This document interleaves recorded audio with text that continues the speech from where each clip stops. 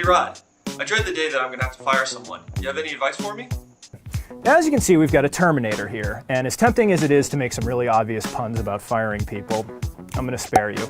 But look, this is really an issue for a lot of entrepreneurs that in growth mode especially, you're bringing on a lot of people, you're sometimes doing it very quickly, and sometimes it doesn't work out. I talk to a lot of entrepreneurs, and they tell me that you should really hire slowly and fire quickly, which means you want to put a lot of thought into it on the front end, and if something isn't working out, it's best to cut people loose right away. It's not always the most pleasant thing to do, but it's something that every entrepreneur has to deal with. So I think one way around that to ensure not only you're protected in some cases legally, but also so that the process doesn't get really ugly, is that you should have regular check-ins with your employees. Now, I'm not saying you have to do a formal review every month, that kind of thing, but you should be meeting with them regularly and giving them constructive feedback so that if you have a small problem, it doesn't blossom into something bigger and you don't have to, get out one of these. So I think my real advice to you is to take your hiring very seriously and recognize that dealing with employees is actually an ongoing situation, and you have to give them feedback and work with them and help them grow as employees. It's only going to benefit your company.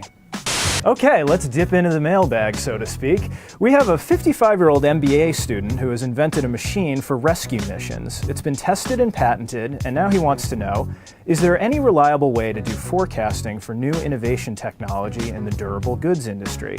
I have looked and looked at sometimes crazy ideas and formulas, but have found nothing that I felt was worthy of pursuit. Any ideas?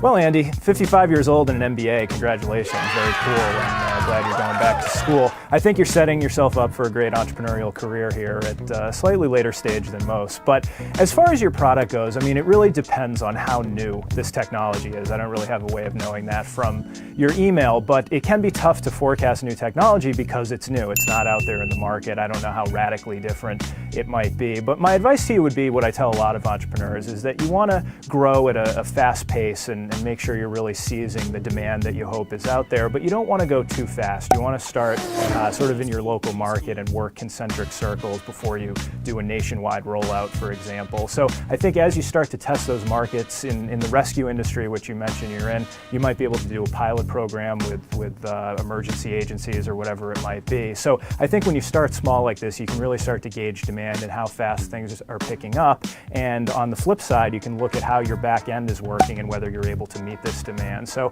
start slow and take it from there. Maybe this is why it comes with an extra hand, because they know you're going to break it. There we go. You know what we need on the set of Ask Rod? A bar cart.